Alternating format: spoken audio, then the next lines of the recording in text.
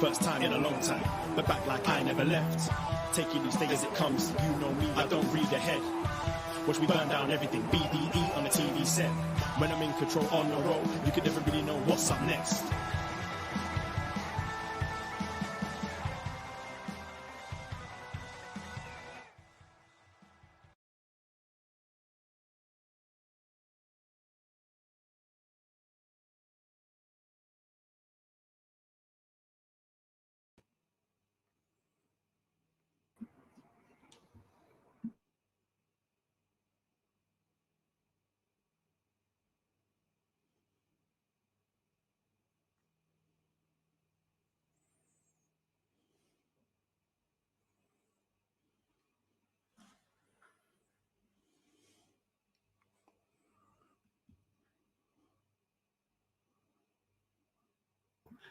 Oh, hello. I think I made it work. Wow. The guy who never uses this is somewhat live, and I think I've done it. Wow. I did it. Hello, everybody. Braden Herrington here, and not by my side is DVP. He has the night off, and I'm hoping he's making the best of it. Love my brother. But I'm joined by a ginger fake Australian farmer who is here with me today. Hello, Mr. Dickie Bird. How are you? As I try to figure out how to do this. I'm making you fly all over the place. This is great. I'm rolling with everyone needs to watch the video of this version. If you were listening to the audio, you're missing out. How are you? Yeah, good. I'm trying to figure out which one I'm a fake of. I'm definitely ginger. I am a fake Australian, and I am also a fake farmer, to be honest. So I'm not a farmer at all. I met you were a fake Aussie because you're you're not a real Australian, but you live in Australia. Yeah, I'm a Kiwi, and I did what quite a lot of Kiwis do, which is, say, all right, I'm going to go live somewhere warmer because, you don't need any sort of visa requirements. You just get on a plane and they say, how long are you going to stay here for? And you go, I don't know, forever. And they're like, okay, cool. Well, we're here on the Post Wrestling feed. Hello, everybody. It is up next. It is a Tuesday night or possibly a Tuesday morning for you in Australia. What time exactly did NXT start? Wednesday morning. We're in the future, not in the past. Right. Yeah. Sorry. Yeah. Wednesday morning. Right. That's right. Yeah. Quick maths. Welcome, everyone. It's Tuesday night for me. So it's time to talk about some NXT. And Dickie, you can be my NXT friend. Can I just be your regular friend? Do I have to be your NXT? All right. Well, today you're forced to be my NXT friend. No, that's fine. That's fine. I had fun watching. So yeah. So it's going to be great because Dickie only jumped back on watching only like a week or so ago when I asked you to do this show. Yeah, look, I mean, the truth is, since I had a child, I'm not one of those people where I'm like, oh, I've got no time and blah, blah, blah. It's just I have to be a bit more selective with my time. Yes. And you've got Raw on Monday, NXT on Tuesday, and AEW on Wednesday. And I just can't do 3 straight days. And people would ask, well, why are you bothering watching Raw? And the truth is that my child goes to daycare on Monday and goes to daycare on the Wednesday. And of course, here in Australia, the shows are on in the middle of the day. So I've got the time to do it. He's not at daycare on a Tuesday. So I tend to just go, well, that's NXT out the window. So it's been a while. I caught it last week since I knew I was going to be on the show. I caught it last week just to say like, oh God, I better watch it. And of course I watched Deadline as well. But I listen to you guys and I listen to John and Way as well, who often talk about it or just briefly ask each other on their thoughts and stuff. But the key thing is always putting faces to names is always like a shock. like I hear you guys talk about someone, but I don't know what they look like because I don't watch the show. And then I see them and I'm like, that is not who I pictured.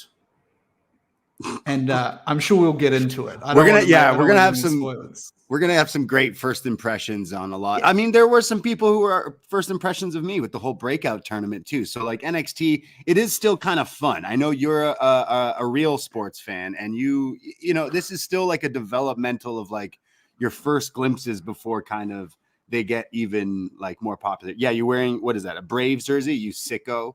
Yeah, at least the Braves didn't get Ohtani, so screw you.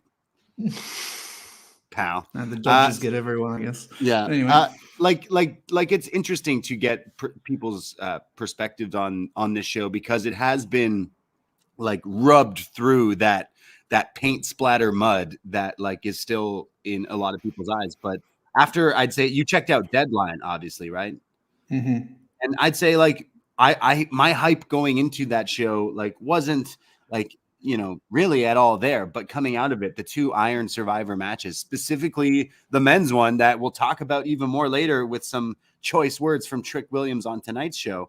Like, yeah, that was a solid match. But what did you think? Any quick thoughts on Deadline from this past weekend? I agree. The Iron Survivor men's. See, that's kind of new to me. I do remember it from last year, but I remember just being like, "What? I don't understand the rules of it." I felt a bit more familiar with it, but there's something about clocks that count upwards that really fuck with my brain. You know what I mean? Like I look penalty at it and boxes. I'm like, well, I look at the clock and I'm like, oh, there's 20 minutes left in this match. And I don't realize that it's counting upwards from 0. And there's only, like 5 minutes left or something. But anyway, so the men's Iron Survivor match was very good. But I guess I had a slight bit of an issue going into the main event because I didn't really know what the matches were, even though I saw the NXT the day before. Like I only had 1 week of build up, so it didn't really stick exactly who's in what. I knew there were 2 Iron Survivor Challenge matches, and I knew there was a heavyweight championship, and I guess like the Wesley thing was pretty memorable, so I knew But anyway, it's like Baron Corbin was in the main event of the show. Like, hey. Watch the way you talk about this guy. He's friends with Taylor Swift, okay? Better watch it. He could be the connection that brings Taylor Swift to WrestleMania. Is Taylor Swift in the women's Breakout tournament or something? Who's Taylor Swift? All right, now you're talking nonsense. No, I'm joking. But yeah, you're not a Baron Corbin fan good. As well. Yeah, he's just really boring, and bless him for, you know, still doing his thing. But yeah, we can move on from that. And I think NXT is on a bit of a wave going forward with like some of the matchups and rivalries and kind of the feuds and stuff. So I think they've done a good job of kind of honestly winning me back, man. I know people who listen, like going through the past little while, the year or so, like there's been a lot of ups and downs and stuff that hasn't worked. But for the last while, like since doing PLEs back on the road, like it has gotten my interest. There's always some wrestling that sticks out and like delivers. And it definitely did more than that on that show with those 2, specifically those 2 matches. Everything else, yeah, could leave it. But yeah, I definitely was a fan of it. Some other things before we jump into tonight's show and stuff. I watched a segment from Raw, which I thought was one of the best segments from Raw in absolute years. I'm talking this segment, just in my head, I heard Limp Bizkit, My Way.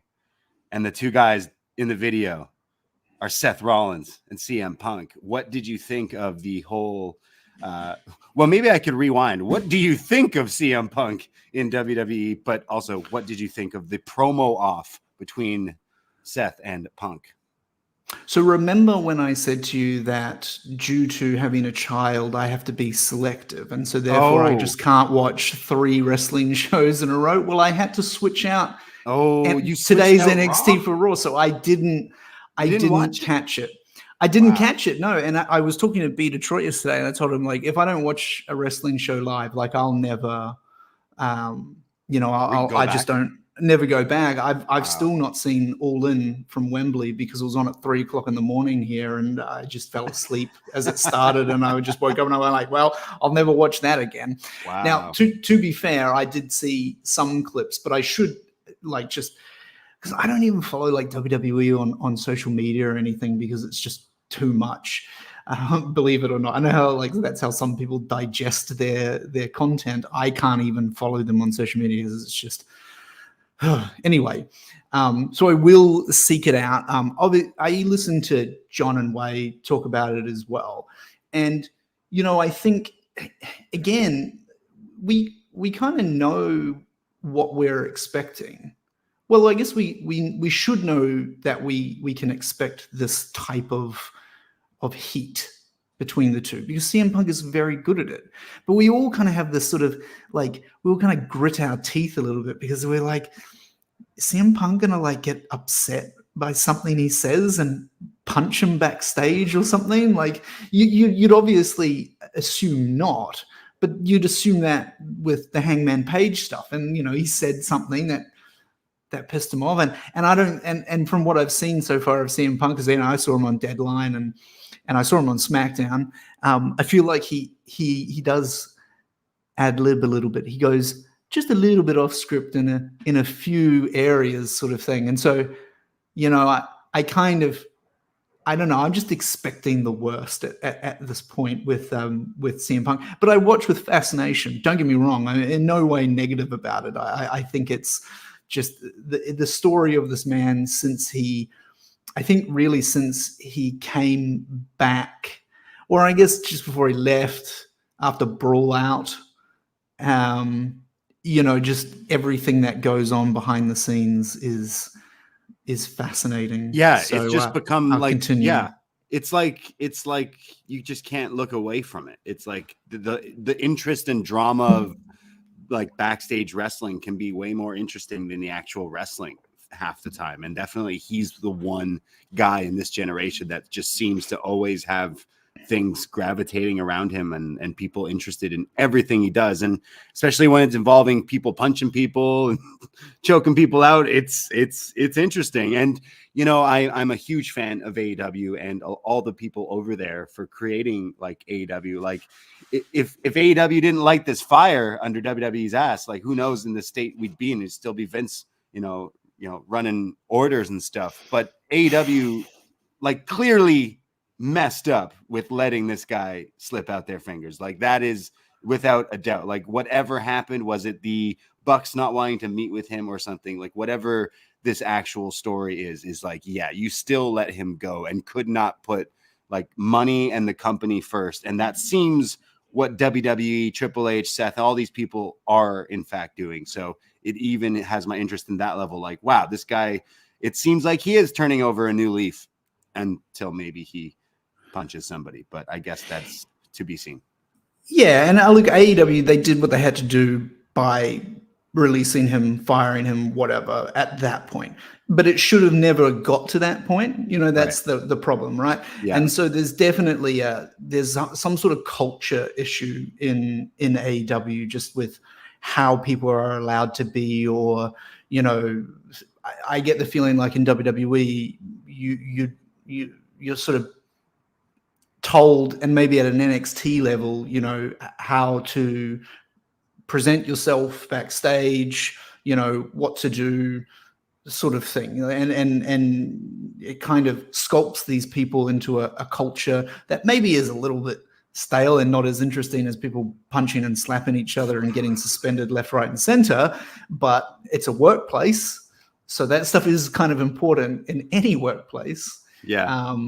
And, Tony Khan said at a press conference that, Brett and Sean made lots of money, sort of thing. And it's like, if that's your idea of your workplace culture, that's tough. So he's in an environment now where there's more of a chance that he will be successful without going off the rails, probably more because people will know not to push his buttons, or they've at least been conditioned not to do such a thing to anybody. So I don't know. I think it'll be fine.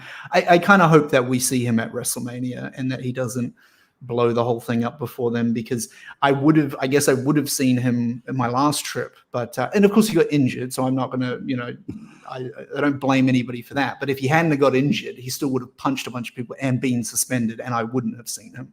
So I'm kind of hoping that he's at WrestleMania and I can tick it off my bucket list. But yeah, you know what? That's definitely it. Like, while you got it, while you can book him for WrestleMania and hell, give him the main event against whoever. The issue is have him job. Have Seth beat him at WrestleMania, if that is the WrestleMania match. But after that promo off, I definitely am like, yeah, that's the match that we need to see at WrestleMania, especially since Punk's saying he's now in the Royal Rumble. So very interesting. Royal Rumble season is definitely like this. WWE is firing like on multiple cylinders here, all cylinders. And it's definitely a lot more interesting than it's been in like years. And Punk obviously coming in, but you still have all these other hot characters going on right now that just makes it really good, makes it really exciting. Definitely looking forward to the Rumble, and it's going to be great to kind of see who wins and where our WrestleMania card kind of goes toward, because there's a lot. Could we see Okada in WWE? Could we see that happen? Because people are going off saying, his contract, this and that. I personally think he's staying in Japan. He's got a young family now, and he's like the guy there. But I don't know. Would you want to see Okada elsewhere? And do you think it could be WWE, Raw, SmackDown, NXT? Yeah, I think Shinsuke might be in his ear and tells him all about his surfing trip. Surf with me, please. Come surf. It's a way of also getting pretty much a free visa in a free green card in a way, because WWE will obviously sponsor you and all that sort of stuff. So I mean, it really depends on whether he's In-N-Out Burger, have him by the balls, and he wants to live in the United States. Because look, if he wants to live in the United States, I wouldn't be surprised if it's just like, you've lived somewhere for your whole life, you've made a shit ton of money, time to live somewhere for a bit. I don't know. You don't know what his motives are, but I don't think.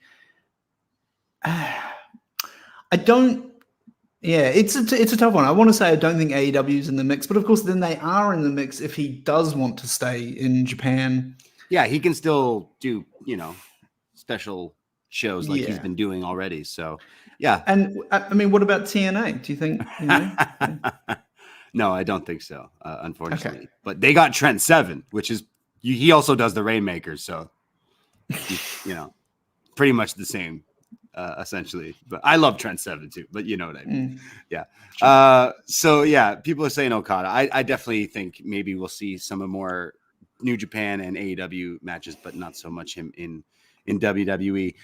Before we jump into some NXT though, we do have some housekeeping. Those of you who might not recognize Dickie's voice, you should get familiar and listen to Eagles Don't Hunt Flies on the Poisonrana podcast network. Search Poisonrana in your podcast app or Poisonrana.ca for the links of all the stuff we do.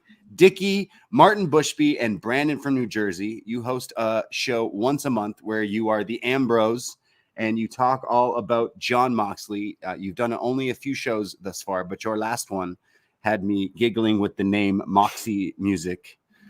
Clearly that was a Martin Bushby move. I know he's a fan of Roxy Music. He's got to be. But I loved this episode where you three dissected the themes, the history of music in Moxley's career, even including his WWE, even including the Deftones. But it was a pretty good show.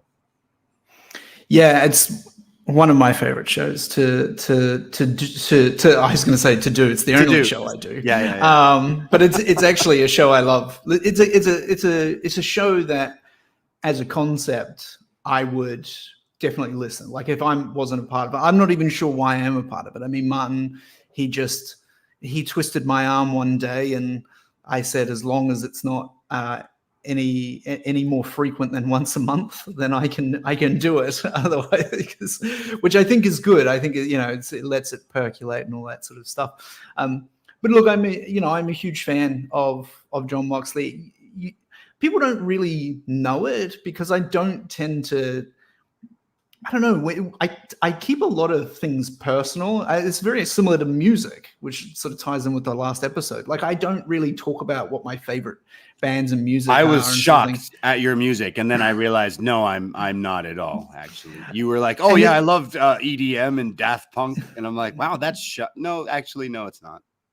Yeah, and it's not even like it's not even because I'm embarrassed or anything. It's just this weird personal thing. Like, I listen to a lot of music when I work, and it helps me like get into the zone and sort of thing. So I don't really care what it is or if anybody has an opinion on it. I just need something to get me inspired, get the heart rate going, get me focused. That sort of stuff. And so going back to Moxley, I find that there's just so many parallels in my own personal life with this man, the man Jonathan Good, behind the scenes, reading his book and listening to the few interviews that he's done. But he the things he says, like, I just so relatable. Even now with like being a new father that I am, and he's not too long since he's a couple of years ahead. In his fatherhood journey, very similar the way he talks about. he said he thought like his little baby was like an alien when she was first born, Nora was first born, and I felt the exact same way. I'm like, what is this thing? Like, it can't even see. Like, but then later, it sort of starts working its way out. And so I was like, so good. So anyway, yeah, that. Once a month, the three of us, Martin Bushby holds the thing together. He's an absolute pro, and I think you guys are so lucky to have him. Brandon and I are interchangeable, but as long as you keep Bushby around, I think this will be a hit show. Yeah, I wonder if one day Moxley will listen to you guys just sitting around. I don't think so. About him.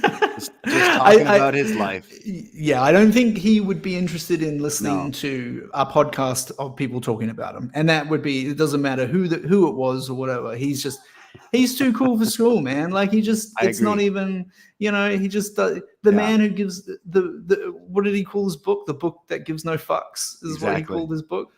Bless him. Bless Jon Moxley. And bless Eagles Don't Hunt Flies. Check that show out every month. It's free on Poisonrana, as well as What Up Doe, as well as Poisonrana. Davie and I will be back this Sunday, actually, to do a new Poisonrana show where we'll talk all about some AE dubs, some WWE, and more punk, of course. We're going live at 2 p.m. on the Poisonrana feed. Next Wednesday night, before Dynamite, tune in to the Poisonrana Christmas party, where we're going to play some party games. And it's going to be pretty funny stuff. So bring your Baileys, bring your rum, bring whatever you need to have some fun. Bring your Dakota Kais, bring your your Baileys, bring your Dakota Kais. Boo. So yeah, that's happening on the Wednesday. I know Bushby is doing the wrestling quiz of the year with tons of featured guests on the Thursday. So definitely follow all our socials for lots and lots of fun and free content. But if you do like more content, we do have a patreon.com/Poisonrana where Davie and I do so many different shows. Once a week, we get together and record a bonus show. This past week, we did a wasNXT looking at the February 19th go-home edition of NXT to the first ever Arrival, which will be our next episode of wasNXT. So looking forward to that too. But today I spent way too many hours with Davie over Zoom and a few guests featuring Kevin and Emmanuel to talk about Lord of the Rings, The Return of the King. It's a long movie, but hey, it's still pretty damn good. So we talk out and nerd out, all about this movie. This show is coming out on our Patreon later this week. So all you Middle-earth fans, that is for you. We've now done all 3 of the Lord of the Rings movie reviews. So check those out on our Patreon. It's only $5 to join, and you get access to everything else that we've done in that back archive. And coming up, we're doing a best match ever, CM Punk in WWE. We would love some feedback and recommendations. So hit me up with your favorite Punk WWE matches. And don't just say Money in the Bank 2011. I know we're going to talk about it. Obviously it's good, but I want other ones there. And okay, last plugs before we go into some NXT, I swear. But Dickie, you're on with me, and you've helped us come up with our own new merchandise website. Look at us. We're balling on there. Everyone go to chopped-tees.com right now. Scroll while you're listening, unless you're driving. Do not do that. And check out all the great merch that we have up there on this website that Dickie has put together himself. He is a madman. Please explain a little bit about it. Yeah, look, I mean, I'm not going to harp on too much because we've got an NXT review to get to. And for most people, they're just like, I get it. It's a merch store. You had merch one place and now you've got it another place. And yeah, there's hats and more, a wider range of a catalog to choose from than you had previously. But I guess what inspired me to really do this is just because, last year when I was hanging out with you guys, one thing I really took for granted was how much you actually work on this venture. I don't think people realize the slog that all of it is. It's something that I couldn't do.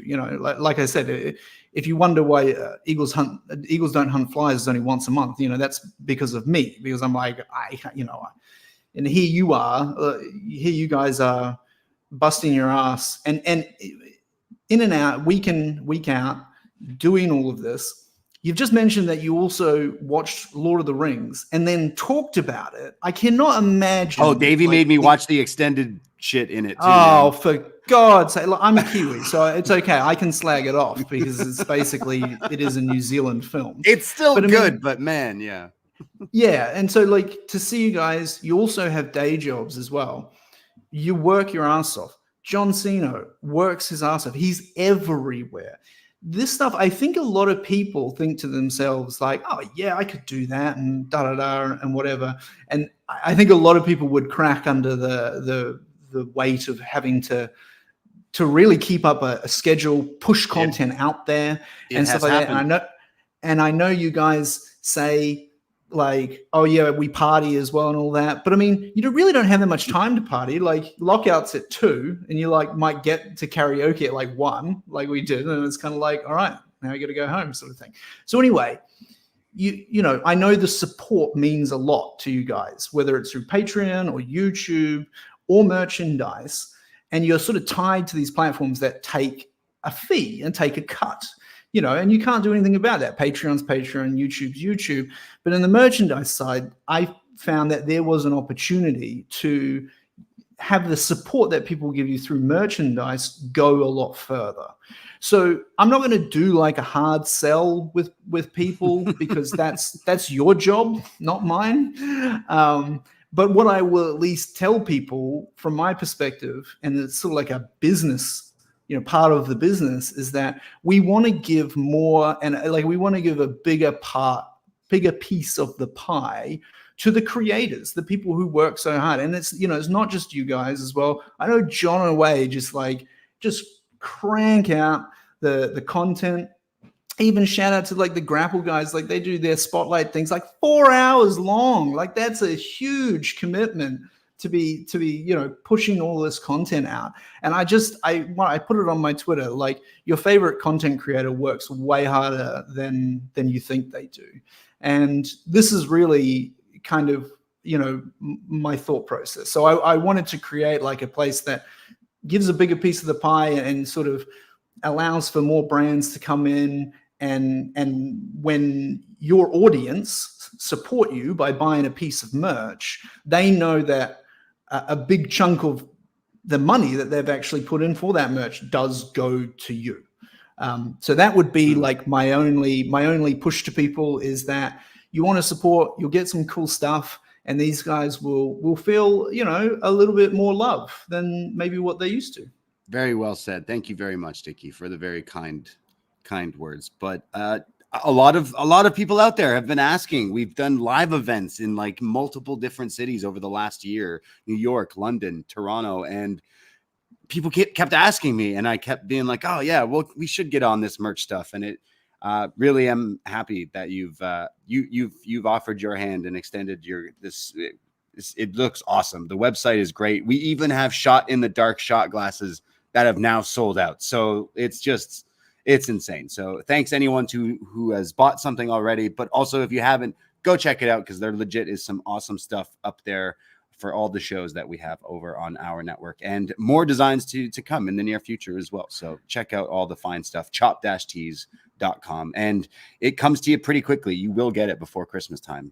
So get yourself a gift. We're on the cusp now. We're on the cusp. Yeah. Oh yeah, it is almost. Yeah, are you in the festive pretty much mood? Next week is Christmas, right? How's Christmas down there in Australia? I know they celebrated on the beach because I've done it before over there, and it was nice getting a sunburn during Christmas, but yeah. I mean, I got a kid now, so I got to really get into it. We just ordered our. He doesn't know what's going on yet, but he's still got to put up the lights and stuff because he finds that interesting. Yeah. We just ordered our Christmas ham today, to pick up the day before Christmas and stuff. Just the typical farm life, 40 degrees outside. Well, shout out any of our other Aussie listeners out there. Shout out Australia. We love you. You crazy people. Let's talk about some NXT. Let's talk about some NXT from December 12th, 2023. We kick off with a little intro from Trick and Carmelo, who are showing up here. They're bombarded by paparazzi who ask them, like, what's going on? And he says, Tricky the Great, Trick Williams, Tricky. Did he call himself Michael Trick? Just going off on calling himself, like, I hope he didn't mean Michael Vick in that way, because that definitely, I don't think he was trying to say, but basically calling himself all these names and says he's got a lot to say tonight. They both have a lot to say after their wins at Deadline, as it kicks off into a recap of Saturday night's Deadline show. And as we come back, we see Carmelo has now been attacked.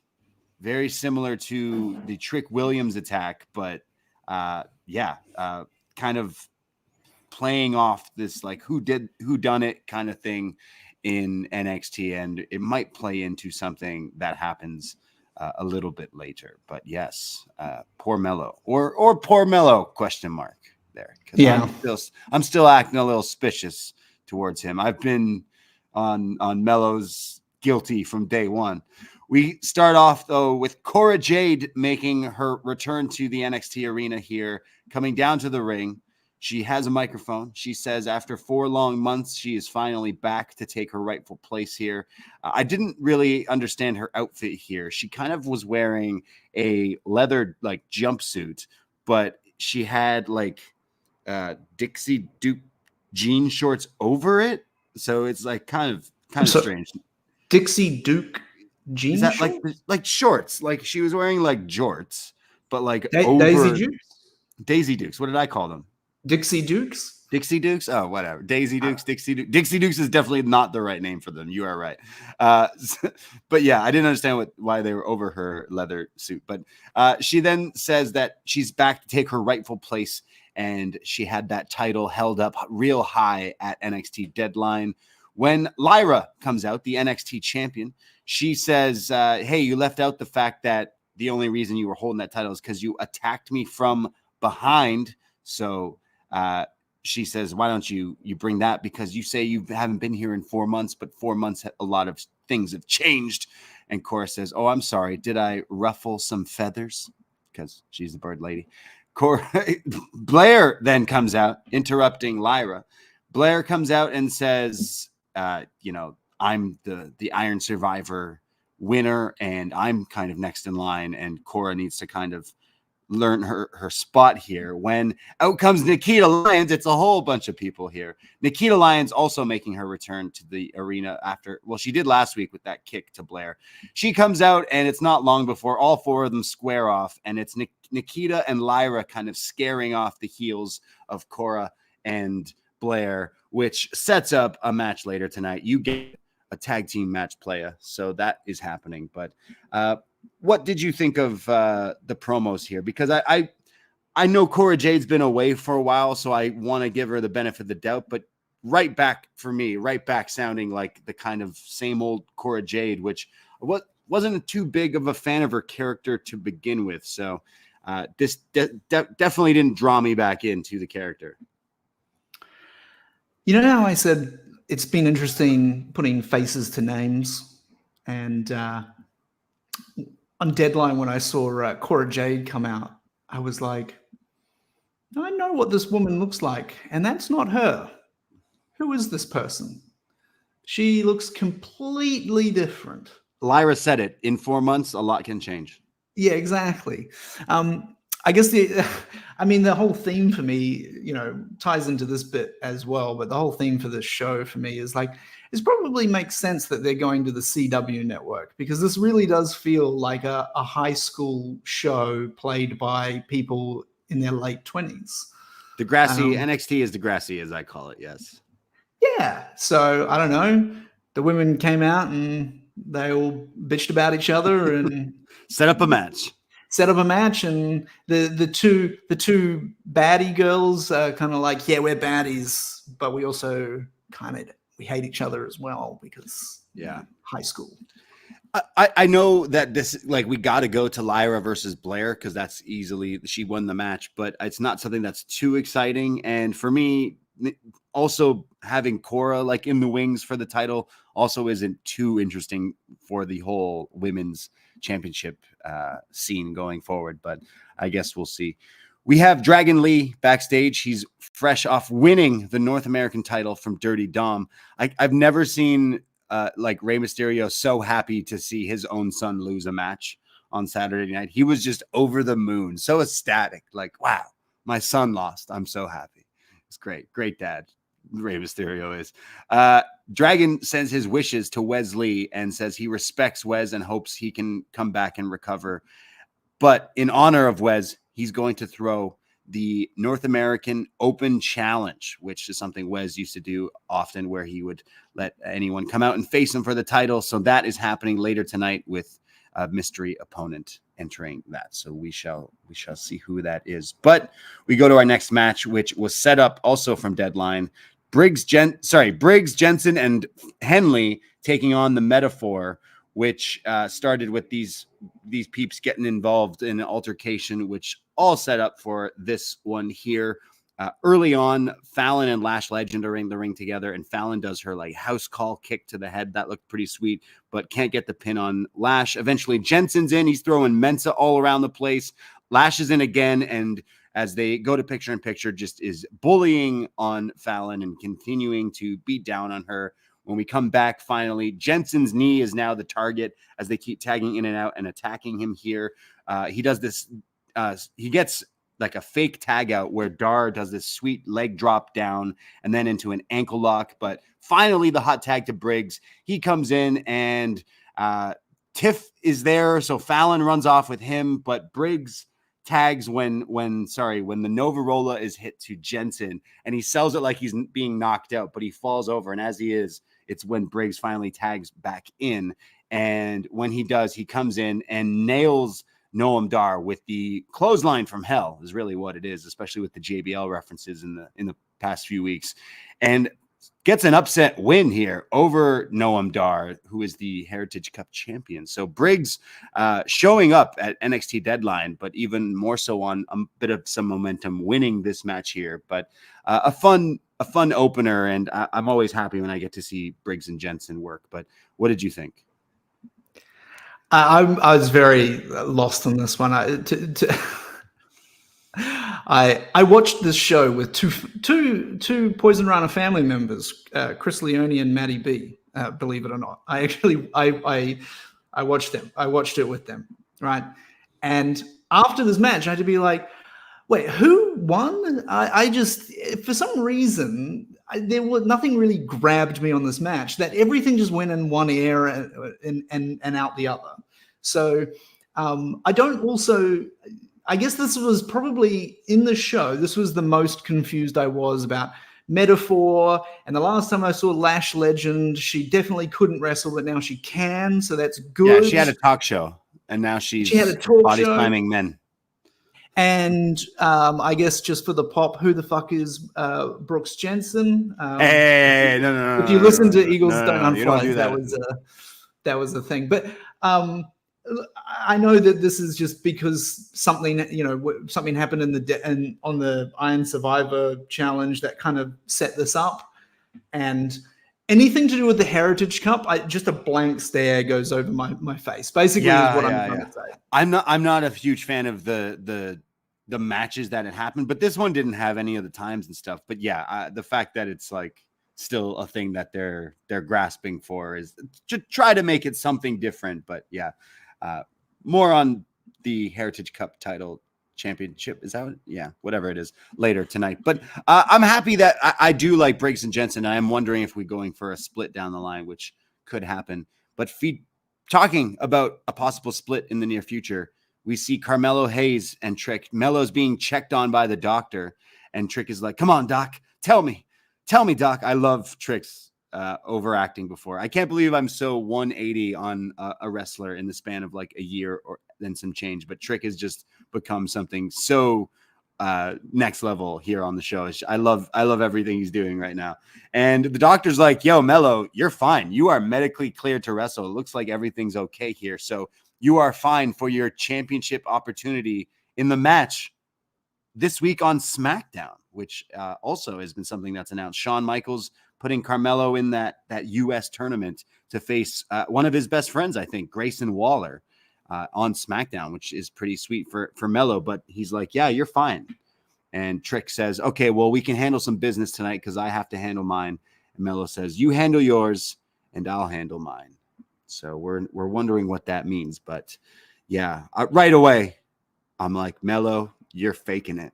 You're faking it." What do you think?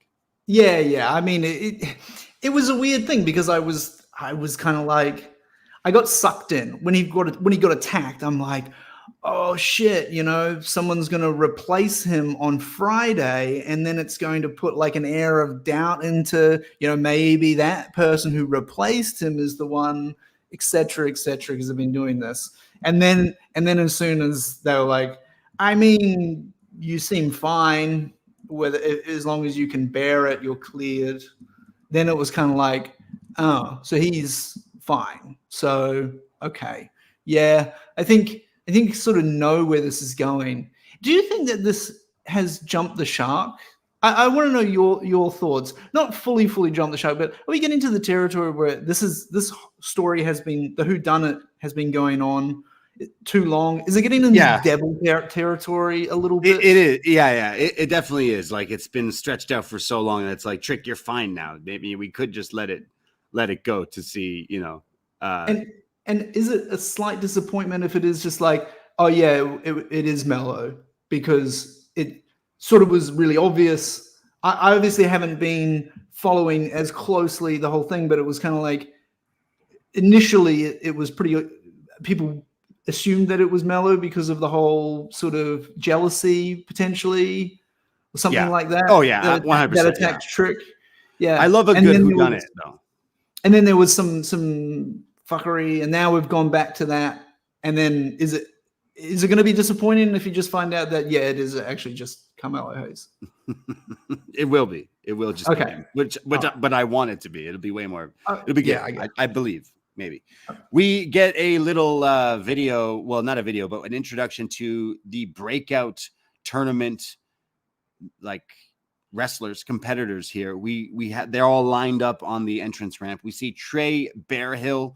He was in offensive line in Tulsa. We see Dion Lennox, also football. A lot of these people, they just kind of show their athletic background. We see Luca Crucifino, the lawyer guy, who's also an All-American. We say, is it Tavern Heights? I think my spell check actually messed me up here, but also Greco-Roman wrestling from the Olympics. We have Keanu Carver, who was also a lineman in some football. We see Riley Osborne, who was a javelin thrower. We have Miles Bourne, 4-time wrestling champion. Oba Femi, 3-time shot put champion. And as they're all standing there, out comes Lexis King with a chair, who hits Trey Bearhill, who falls over. Man, that was a really devastating chair shot there. And he stands there. There's people pulling him apart, and Lexis King just laughs. And it turns out that this chair shot was so devastating that it actually has affected the tournament and has taken Trey Bearhill out of the tournament now. But Lexis King just straight up laughing there. First of all, what do you think of Lexis King and his facial hair, and now just his hair? He looks, you know, the competition that John Away just had for the Iron Claw about who could play what wrestler in, you know, or who could play, like, what famous person could play a wrestler or whatever. This guy, Lexis King, he is a splitting image of Brian Pillman Jr. And I don't know if you see it as well. I know the haircut and stuff is a bit different. That's just a little I haven't been watching NXT joke. Yeah, the facial hair stuff is fantastic. I mean, ridiculous. I mean, lean into it. I guess like the Young Bucks, when they turn heel, like to do ridiculous facial hair. So why not? It's gagging to look at, but I guess that's what he's going for. But this whole thing is very puzzling to me. This man was just on a premium live event for NXT facing a former NXT champion, and now he is in the NXT Breakout tournament, which seems to be like his progress is going backwards then. I would like to jump ahead, because later on, basically, the new GM, The Rock's daughter. Yeah, NXT's wild, Dickie. The Rock's daughter is pretty much the new GM. She says, "Hey, Lexis, you shouldn't go in there. Sean does not want to talk to you. Everyone is mad at you. Everyone wants you in that tournament so they can get revenge on you." And he says, "Oh, I wouldn't want to do that." And she says, "Yeah, well, it's official. You're replacing Trey Bearhill." So yes, Lexis King now is in the Breakout tournament. So, I mean, yeah, he just wrestled on a PLE, so that was his breakout, but he needs another breakout. So he somehow fought his way. I guess his gimmick is he's a heel, and a very old school heel. He's just doing whatever he can to get spotlight. Like, that's what he's doing, right? So it's sure. working. So he's going to win this then, right? Yeah, he should. He should as a heel. Yeah, he should. Because if he doesn't, then that's just. I mean, I don't know, whatever they do, sort of thing. But apologies for jumping ahead. But no. I did just want to talk about it because it's like, well, he is announced for it now. So yeah, So yeah, I mean, the lineup of people, I sigh of relief when this came up, because I'm like, oh, finally, it's okay that I don't know who these people are. Except they do kind of have some people like Luca Crucifino. You know who that is, bro? Barely know who that is. He's like a lawyer one time. You mentioned him on the show. I've never seen him before, but you've mentioned him on the shows. These guys are new to me too. They're Breakout tournament people. Yeah, exactly. So I sigh of relief, because I'm like, okay, cool. I don't need to know who these people were. But I love the guy, the second one that they introduced, the one that had the glasses on, and he's all smiley. Yeah. And then he totally, like Clark Kent, Superman, takes the glasses off, and he's like, serious Superman now. I almost like didn't recognize him as soon as he took the glasses off. I'm like, oh, this is a new person standing right here. So Clark Kent could have had an actual chance in real life to get away with a different.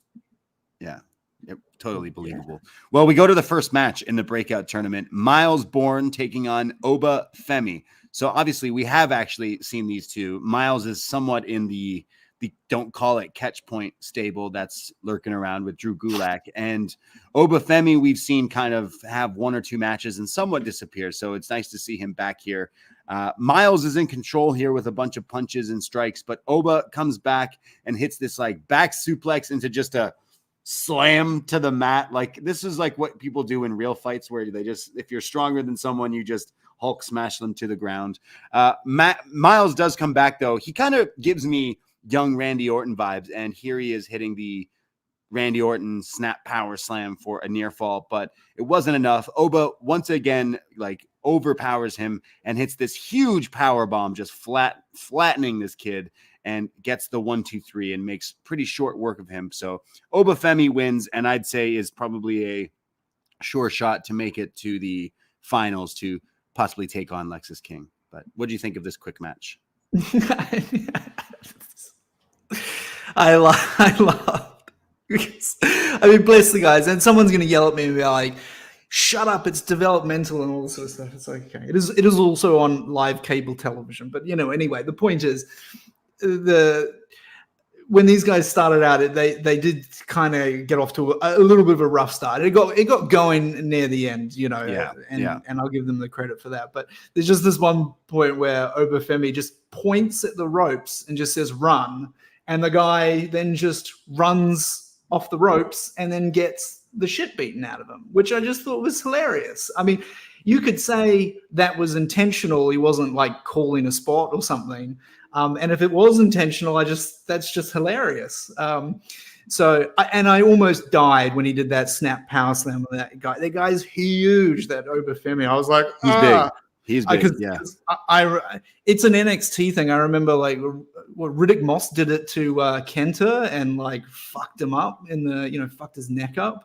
This is like on a house show. I don't think it was on TV or whatever. But I sort of like, this is a breakout tournament, so my heart skipped a beat when he did that. But I was like, oh geez, that's pretty serious. But yeah, if you look at the brackets and stuff, I imagine that Obafemi is going to the end to do the job to Lexis King.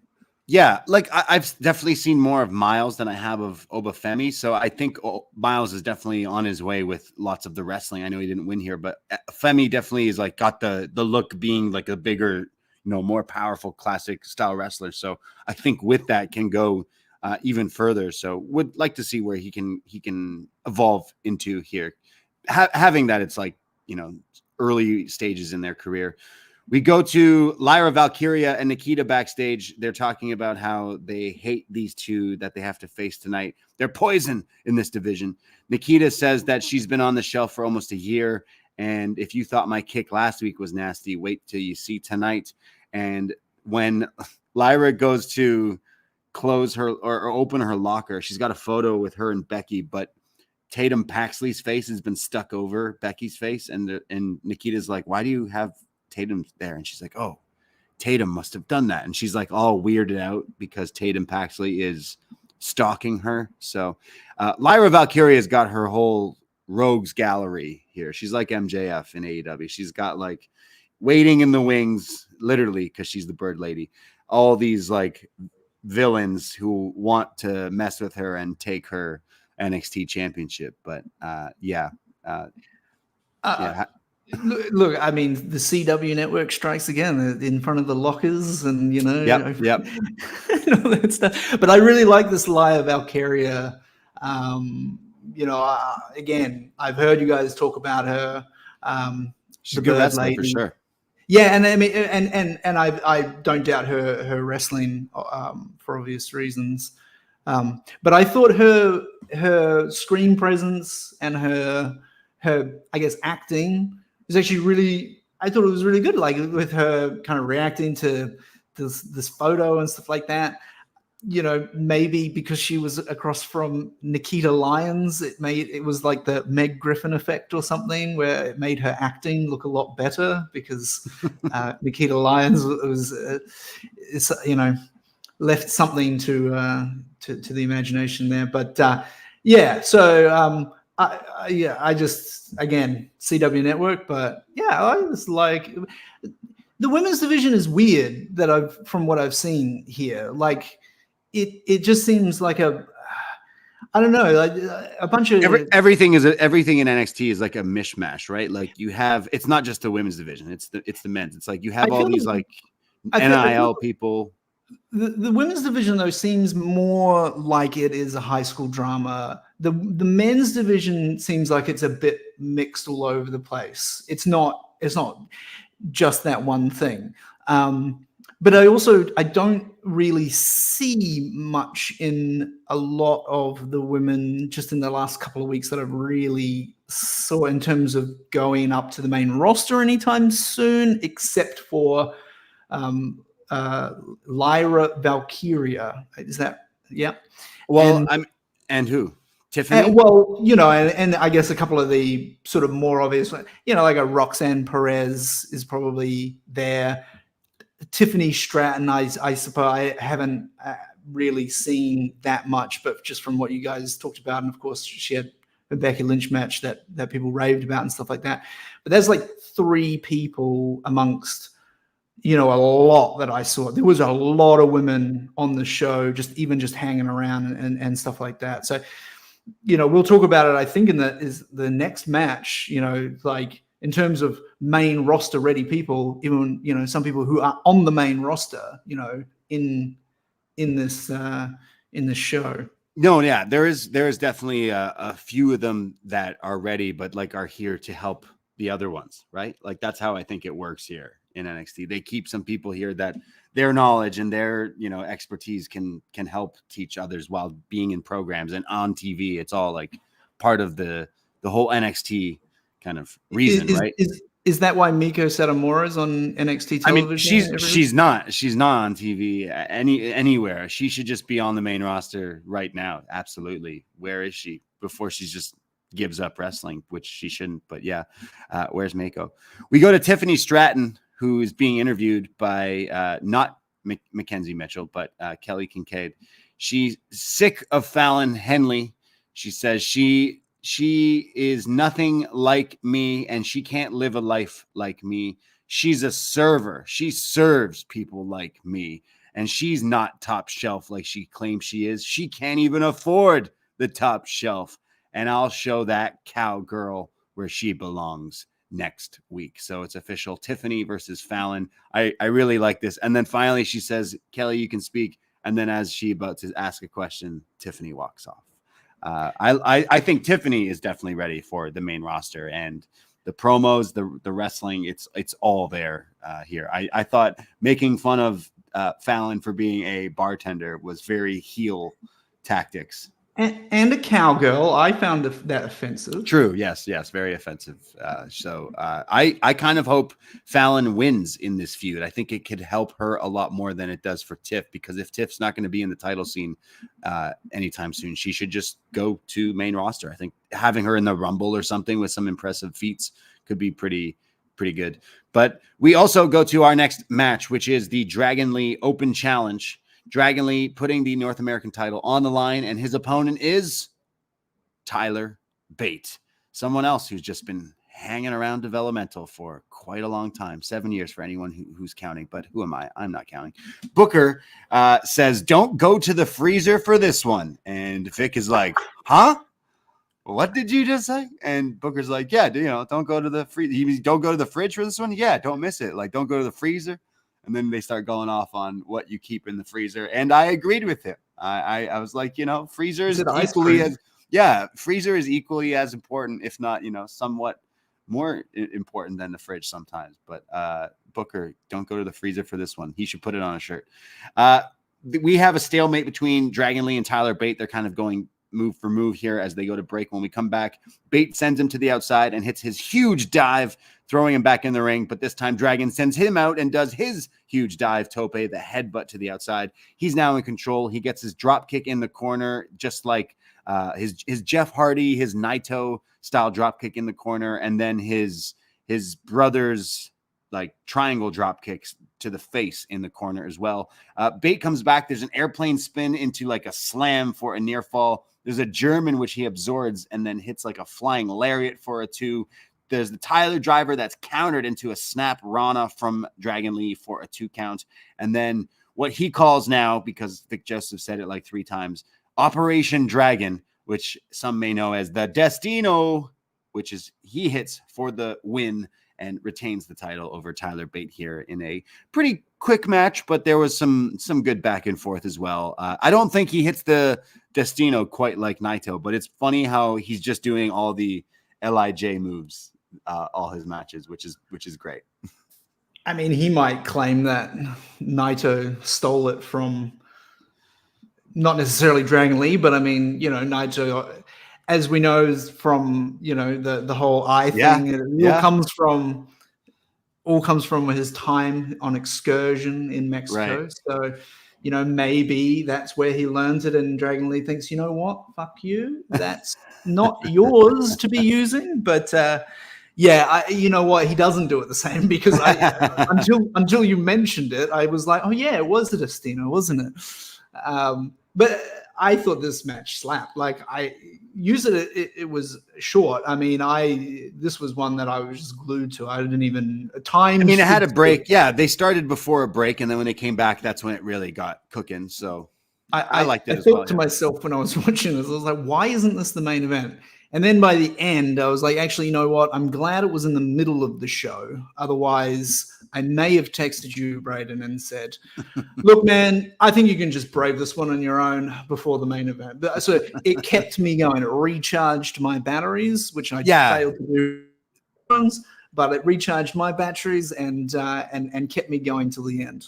I mean, out of the wrestling on this show, this was a hangover fallout episode of Deadline. I'd say this was probably the best wrestling on the show. But still, it was a little quick one. But I got into it for sure. You can't say that anymore, though. About that we understand what the hangover was, which was, they didn't have time to tape a show after an NXT takeover, so they taped a bunch of dark matches at the takeover, and that made Well, that doesn't exist anymore. They're live, so you can't just be like, oh, it's a hangover show.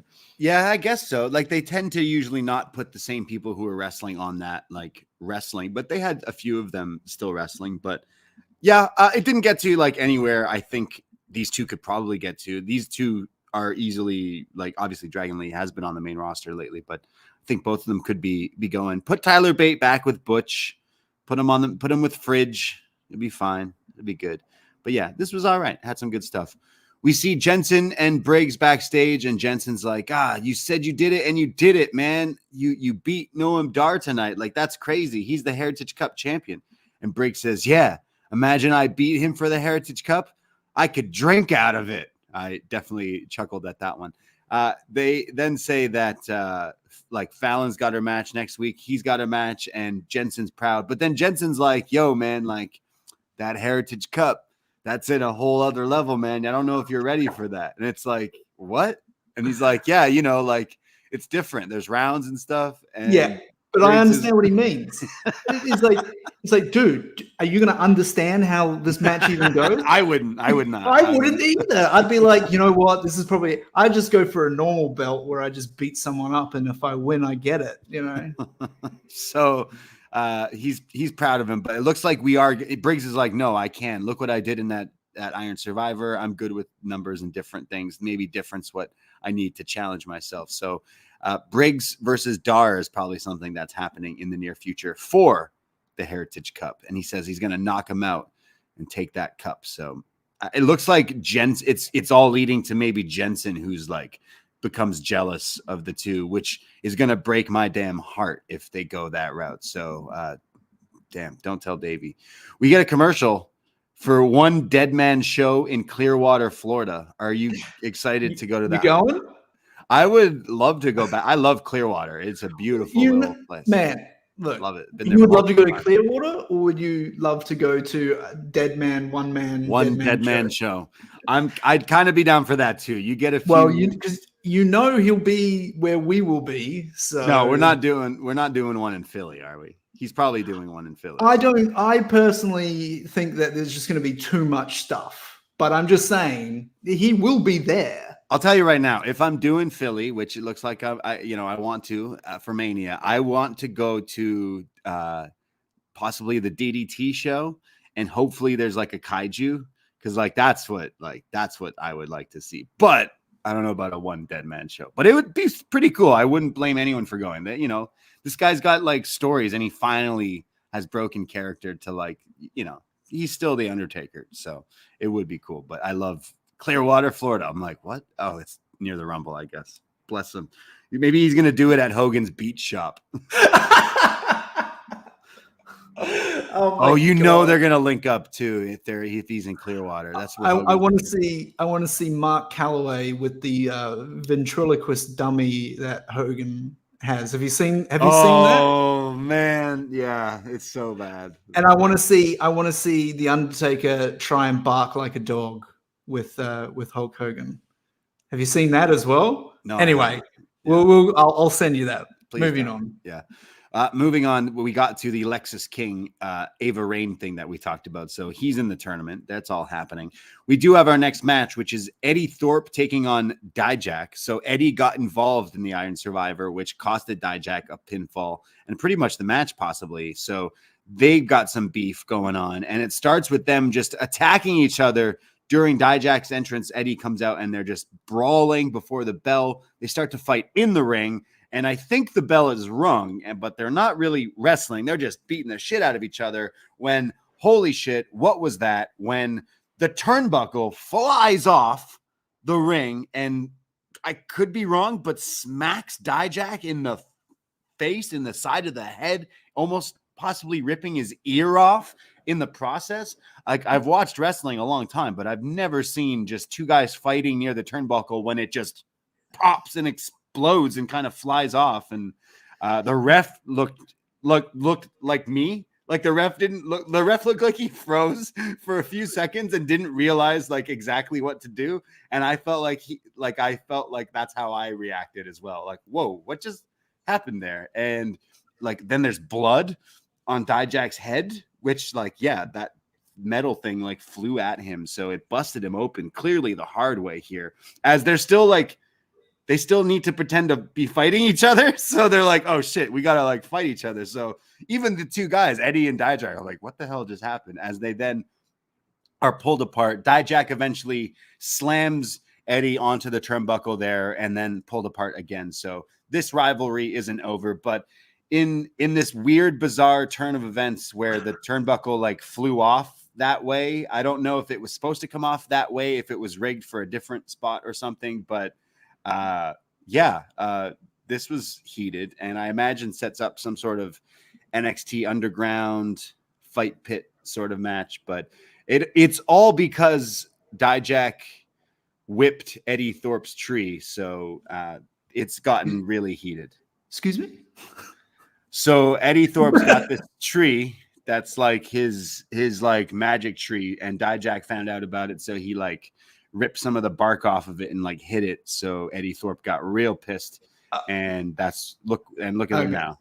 Yeah. So when you said he whipped that tree, I thought that was like whoop that trick. I wasn't sure if you were saying if it was like a saying in NXT. This was the equivalent of like just these two guys just should have gone back to bed when they woke up this morning because just nothing went right. Obviously, I don't think the turnbuckle was supposed to fly off in the way that it did. I think it was supposed to break when he did the move on it afterwards, right?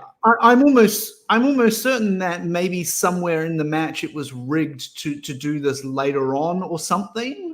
But I don't feel like. But he then like slammed him on it, so like I'm wondering if that slam was where it was supposed to break, and he. Well, I think they just had to improvise after the thing because, like, yeah, you're right. Like the ref was like, "What the fuck," and then Dijak was just like, "Oh shit, I guess I'll just pick this up and hit you with it," and then it's a DQ. The blood from Dijak came. He got it from getting thrown into the stairs before the match even. Started. It wasn't from the turnbuckle. Because I was watching it with Maddie and Chris, and I was like, what the fuck? He's already busted open. This is before the turnbuckle spot. This was as he was picking him up and throwing him into the turnbuckle. When they did the replay, Dijak's head came so close to the little hook that actually. I had the FTR, was it FTR hair? I don't know, I can't remember his name, but FTR hair. Remember when he got his arm like? Yeah, it was nasty. I had like the horrible flashbacks that the same thing was just about to happen to Dijak and his forehead. But yeah, this was like, I think someone also used to say like, it's like taking a shit after you have a shower, just like the rest of the day is just going to go wrong. I feel like these guys just had like just one of those matches where they should have just gone back to bed because it just Whether I don't know, maybe it was supposed to go like this, but I had the feeling after this, I was like, wow, that nothing went right there. No, I think it was I think it was on purpose. Absolutely. Whenever, like maybe not word for word, bar for bar, but I feel like they did this attack to set up like a more violent match, which will be like, the underground. I think Dijak, they've uploaded a promo cinch after the show with Dijak being like, I want him one more time to finish the feud. So I do imagine it's like a gimmick match of some sort. So I think it was done purposely. It was like Edge and Matt Hardy at SummerSlam. They're like hate each other so much. It's kind of weird though when they rig a spot that it's wrestling. But it's just no. I don't mean that. I just mean when they rig a spot, and that's fine. But it suspends people's disbelief into thinking, was it supposed to happen or was it a botch? It's like you're not really supposed to give people that impression. You're supposed to make people think that it was definitely supposed to happen, sort of thing, right? Yeah, and not a fuck up. And I definitely kind of got the vibes that like I'm pretty sure someone fucked up here, and I don't think that's really what they want me to think. Well, if busted, exposed turnbuckles and bloody heads don't interest you, maybe some scandals do, because we go to Chase U and Andre Chase. He's back in action trying to get some money to fund the university that is just crumbling at his feet. So he's been caught in a scandal, basically gambling away all the funds at Chase U, his fake university. So here he has a student meeting. Last week he asked for ideas what to do. All he got was bake sale and car wash. I suggested OnlyFans, but I don't think they got that. What about a merch store? Merch store, Chop-Tees. Hit us up, Andre Chase. What are you saying? So Chase says, hey, how much did we make from that bake sale? And a few students tell him that they made $66, Mr. Chase. He says, okay, what about the car wash? And they say they made $245. Considering the NXT roster and Florida, I think a car wash would have made a lot more money, but I digress. Duke says, well, that's like a quarter of what we need. A quarter of a quarter of a quarter of a quarter plus all the interest. Plus, Mr. Chase, you look like shit, which definitely got a laugh from me. Thea and JC aren't even interested. They know that Riley has a match later, who's a student of Chase U, who's in the breakout tournament, and Chase lets them go to the Chase U section to cheer him on next. So they leave. And then Scripps shows up with a suitcase and says, hey, Mr. Chase, I got a proposition for you. Damn, what's going on here as it cuts to black? So Scripps, who's possibly in a gang without the mud, OTM. I'm not expecting you to know who these people are, but he's now offering Andre Chase a proposition. So what could this be? We've seen Andre Chase. He's in trouble. He's dealt with Tony D and the mob, and now possibly with Scripps. This is all very, very interesting here. What do you make of all this? Do you even know what's going on? Well, I mean, when the guy turned up with the briefcase, I was like, oh, wow, it's Reggie. Oh, right. Yeah. Yeah. He just had a bottle of wine in it, right? I thought he was just an extra that they were just giving something to do. No. Reggie's dead. Rip Reggie. Yeah. This is Scripps, his real name. Reggie was his fake name. I'm familiar with Reggie's path. Believe he was Scripps with a mask on at some point as well. Yeah, we don't need to talk about that. Yeah, exactly, right? Like, just imagine me, who's kind of dipping in and out, and I'm just like, what the? Yeah, what was he? The superhero poetic guy. I don't even know what his thing was, but now he's gangster now. He's yeah. So I mean, this is just funny because it's just like, why don't they just declare bankruptcy? Because I mean, I think that this is just going to get worse. Could they? Yeah, I guess they could as a university. It's possible. But you can't necessarily. I mean, this has to go to Duke is acting way too like blasé, but I feel like because if it's tying to gambling, I feel like it has to revert back to Duke being like the poker player and everything. So I have high hopes for the comedy gold there. Sure. But the loans that he took were from third parties. Okay. Yeah. You should still be able to get away with it if you declare bankruptcy. Like, you should be fine. But if he's going to make a deal with Scripps, like they're not going to care if he goes bankrupt. They're going to break his legs, right, or worse, or pop a cap in his ass or something. Yeah, right? I mean, so Chase is already looking rough. Like Duke saying you look like shit. It's because like they've made him look. He's got like bags under his eyes.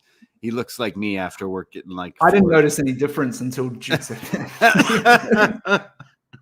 No, he usually looks good, but yeah, Scripps and Chase they could be in cahoots. What will happen? We shall see. But I'm intrigued here. They might have to do some dirty work to save the university. It sounds like the plot to some like 90s shitty comedy, but we'll see. We go to Blair and Cora Jade backstage getting ready for their match, doing some stretching, and they're kind of trash talking their opponents, but as they do, they're realizing they're both nasty, and they kind of are getting on the same page tonight to take on Lyra and Nikita. It was Blair who took out Nikita, and Nikita showed up last week, who kicked her in the face. And I don't know if you saw the picture that Nikita posted, but it was of her like kick pad last week or her like pants where like it's just got this huge white mark on it because she kicked Blair right in the face that her foundation came off. Good stuff. We go to our next match, the second breakout tournament match on the show. We see a very new wrestler here, someone I've not heard of, Keanu Carver. Booker T had a hard time saying Keanu.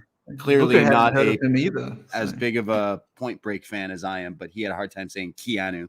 Keanu Carver, big lad, taking on Riley Osborne. This is the Chase U, the Brit who's in Chase U here.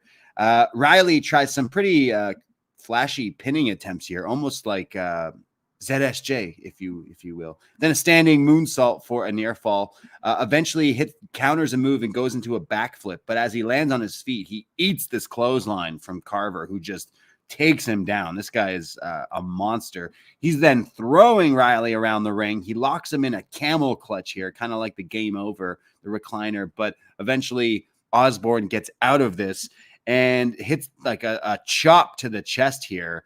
But Carver runs the ropes and hits the pounce, period.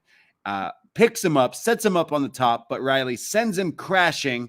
Booker T was going off on the pounce there, like shucky ducky quack quack, as Riley has the advantage, sends him off to the mat, climbs up top and hits the shooting star press and a 1-2-3. Riley Osborne wins the match here in the breakout tournament. And I was very impressed with some of the stuff from Riley Osborne, a quick match here, but not seeing Carver as well, who was just hitting some serious like manhandling on this guy. So again, short little stint here, but I was somewhat impressed from first impressions of these wrestlers. But what did you think?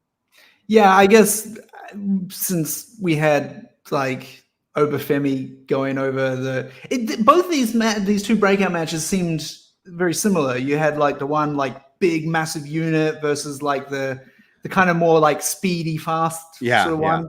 And I suppose you sort of wanted opposites outcomes, I guess. And I think it was probably the right choice in terms of Obafemi's probably a bit further along than Keanu. Yeah, they said this was Keanu Carver, what a name. Keanu Carver's first ever match, like, I guess, on TV. So yeah. So, but I mean, they gave him like 90% of this match. Like, he killed this guy. He pounced him into next week. Yeah. And I was like, long live Monty Brown. Excellent. One of the best to ever do it, Monty Brown. And you know what happened? I sort of was like, well, that's the match over. And I kind of just like picked up my phone and I just didn't realize. Why was that not the finish? Riley got up really quickly, actually. I was like, wait, what? And I had to watch the replay to see how how Evan Bourne won, and it was from his move, and then he did the diamond cutter sign. He just he's doing Chase U because. Oh right, okay, sorry. I thought he's he not was a Jay-Z fan. Yeah. All right. But yeah, I mean, I was thinking to myself during this match, I was like, why don't they just take all that money they made from the bake sale and the car wash and bet against this Osborne guy and bet against their own guy, and they have him throw the match. And then I thought it was funny because he ended up winning. That would sound like a total Chase U thing to do. It was like, bet against you. You won. We lost all of our money. And they lose all that money as well. Yeah. All right. Never say never. They should start betting on the breakout tournament here for sure. We see Dragon Lee backstage. He runs into Catch Point, or what do they call themselves here? I missed. They referred to themselves as something else, and I'm blanking on the name. If Frank is in the chat, he would let me know. Sorry, this is the group, the No Catch 22 point. Is that what they call themselves? No, I don't know. I looked at it. I was like, what the fuck? Who? It's Drew Gulak and friends, essentially. I know the guys, but I'm like, why do you have this ridiculous name? No Quarter Catch Crew? That can't be what it's called. No Quarter Catch Club. Okay. All right. Whatever. Why? I think Gulak owns Catch Point and maybe doesn't want to give it to them. Okay. So. Leone doesn't even know. Yeah. They're like, hey, Dragon Lee, was that thing you did tonight? Was that just a 1 week kind of thing? Or are you going to do that again? And Dragon Lee speaks in Spanish and says, you should learn Spanish. And Drew says, well, I just don't have a lot of time to do that, but I've been meaning to take classes. But hey, if you're doing this once a week, then are you doing it next week? And he goes, yeah, I am actually. And he says, well, someone from us will face you next week. And Dragon Lee says, oh yeah, who? And Drew Gulak says, oh, that's what the surprise is. You don't know until next week. So someone in this group will be facing Dragon Lee next week for the North American title. I hope it's Regal Jr., Charlie, but it could be any of them in the Catch. What's it? Don't call it Catch Cedar Parks, Catch Point, whatever thing group. Yeah. No Future Catch Point. No Quarter Catch Club. Okay. Yeah. I like Drew Gulak. I like all the actual wrestling. I think Dempsey is a little pet project they got going on, which will eventually pay off. But yeah, right now it's in its I don't know, rebuilding stage, I guess. What do we got? We see Riley after his match, winning his match, and Thea and JC, and Thea's like nervous to talk to him, so JC kind of shoves her into him, and she's like, "Oh, great match there, Riley. You know, I've been watching you." And he's like, "Oh yeah," and she goes, "Oh, are you from around here?" So she's doing like the basic like pickup lines. "Oh, you come here often? You're from around here?" And he goes, "No, I'm from the UK."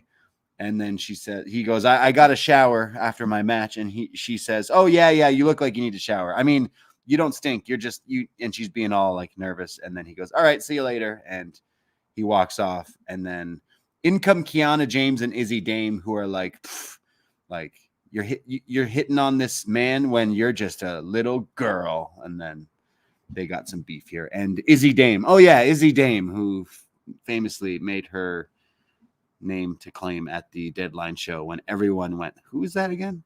But yeah, what do you think of romance and flirting in NXT? I've got no more to say. I said this is just continues this whole CW thing. You've already got the television deal. You don't need to try and make it more attractive until you're on there. I don't know. Thea Hale, does she need to be still in the get up though? I liked her before the JC Jane thing. Yeah. She's a bit, plasticky. What is it? A vinyl sort of pleather kind of stuff. That's everyone in NXT. That's just everyone wears that all the time. Yeah. Yes. I know what you mean. Yeah. No further comments, Your Honor. Chris Leone in the chat says G 2.0, meaning Izzy Dame. Yes. Also, okay. Jay Salinas in the chat says, "I'm buying that Ambrose coffee mug." Yeah, you are. Thank you, Jay Salinas. which is available at chop-tees.com. Thank you, Joe. Is that Joe? Shout That's out Joe. What happens next? Well, let's see. We go to Nikita Lyons and Lyra Valkyria versus Cora Jade and Blair Davenport. This was all set up earlier in the night. We see Lyra in control as she starts to beat down on both of them, tagging in and out as they go to break. But when we come back during picture-in-picture, there is a beat down on Nikita Lyons. We see tagging in and out with Blair and Cora. They attack her leg, which she just came back from the injury. And we see Blair putting her in all sorts of different submissions, even a chokehold here. Finally, Lyra comes in. She kicks Blair up, like all these swift kicks to like the sides, to the head, to the gut. And then the huge fisherman buster, but Blair rolls out of the ring. Eventually, there's a enziguri on Jade who sends her down, but Blair hits her with a Falcon arrow, but somehow Nikita comes back in to break that up here. Blair at one point is now left alone with Lyra in the ring when Nikita and Cora are down and hits the Kamagoye. I'm just going to call it what it's called.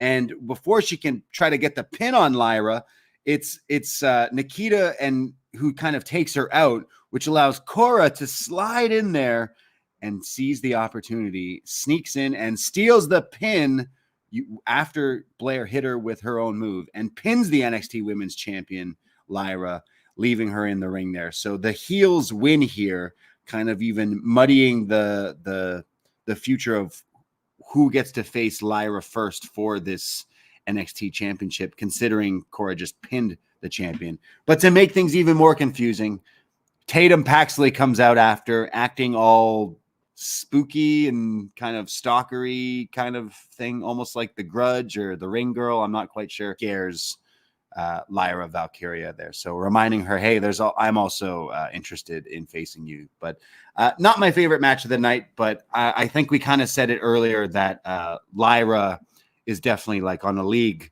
above some of the people on the roster. And I know Nikita, Cora haven't been around here for the past little while. Like they took some time off, but they kind of came back the way they were before. I didn't see any like thing too flashy or differences or changes thus far, but I'll give it time still. I don't want to just hate on it, but this didn't do too much for me. What about you? Yeah, I kind of saw the whole storyline throughout the show was, you know, and even I guess from Deadline as well, where Cora returned when B Priestley, whatever her name is, just won, yeah, just won, and so you can kind of tell it's like, well, what are you doing? You're stealing my spotlight. But then they're all like buddies because they're heels, they're the bitches. And then because there was this bit where earlier in the night they were talking about something she said and after New Year's Evil, and then B Priestley was like, sorry, what's her name? I keep calling her B Priestley. Blair Davenport. Okay. Shout out Wellington, New Zealand. She's from where I'm from. But anyway, nice. And she's like, oh yeah, and after New Year's Evil, or was it Cora Jade that said it to her after New Year's Evil, and she's like, I don't want to hear it, kind of thing. It's not, you know. So it's obvious that they're just sort of, you know, dissension. But is a dissension between two heels really? Yeah, they always do that. They always do that, and it doesn't necessarily work as much. But whatever, yeah. You know, it was fine. Yeah. Well, so that definitely sets up. I mean, we're definitely getting Lyra versus Blair, but maybe because Cora's involved, they add her to the match. I'm not quite sure, but it should be Blair. She won that whole match, the Survivor thing. So as it stands, Lyra versus Blair and Dragunov versus Trick for New Year's Evil, which is January 2nd, 2024. Wow, we're almost in 2024, people. It's crazy. We go to Hank and Tank, or Tank and Hank. They got some new merch. These guys are smart. I love my bootleg NXT merch going on, and they seem to get it. We got Hank in the t-shirt that's like this metal style font that says Hank and Tank. But then Hank, or is that which one's Hank? Seth Rogen's the Hank one, yeah. Hank's wearing the same logo, but like on like a work shirt, like a polo work shirt, and it's got stitching. And you know, we can actually make shirts like that as well with the stitching, just like that. We should do one with just the frog on it. Work shirts, the frogs on it. We need Hawaiian shirts, Dickie. That's what we need for the summer. Yeah. Fine. Yeah.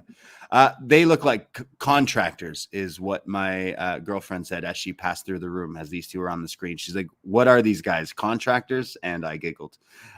Gallus will come in and they say, oh, have you guys been reading Tag Team for Dummies? As they laugh. I love Gallus. They say, are you guys ready for your match? And Hank and Tank say, we know Joe's going to get involved. So why don't we just let him in the match? And Joe says, whoa, I'm not going to get involved in this. These are Gallus boys. They can handle this. I don't care about this. I'll be there, but I'm not getting involved. So that match is next week, Gallus versus Hank and Tank. But then the real magic of this promo happens as Hank and Tank walk off. Someone is sitting in the front of a forklift. And as he jumps off, he says, Joe, it takes a Joe to know a Joe. And then he drinks a cup of Joe and then says, why are you guys so serious? And walks off. And that man was Joe Gacy. Wait, what? So Joe Gacy's just singing nursery rhymes about Joe to Joe Gacy. So we're going to get a Joe v. Joe with a cup of Joe on the side. Okay, so hold on just a second. So I do a show about Jon Moxley. I read his book on the show quite often. And in his book, he talks about, Moxley talks about his time in CCW wrestling against a man called Joe Gacy. Is this the same man? Yeah, correct. Huh. So NXT can do a lot to someone. They can change. Well, the guy was using like power tools and saws in his matches. And here he is wearing a worker's hat, sitting on a forklift with a cup of coffee, singing about Joe to a man named Joe while drinking, yes, a cup of Joe. Did we mention his name is also Joe? What's the Joe that he was singing to? What's his last name? Joe Coffee. Oh, okay then. So like, I think I hated this so much that it was great. Joe, cup of Joe. But I guess it was pointed out that he's dressed like a man's man. He was dressed like a construction worker for some reason. I'm not sure why, but he, Joe Gacy retweeted somebody who said he looked like a man's man, like Steven Regal. I mean, yeah, he was wearing a construction hat. But I don't know, he retweeted it. So I don't know if he's trying to be like, yeah, you got the joke. No one else clearly did, but I don't know. No, he was dressed like an average Joe. I don't know. I don't know what. I really don't know.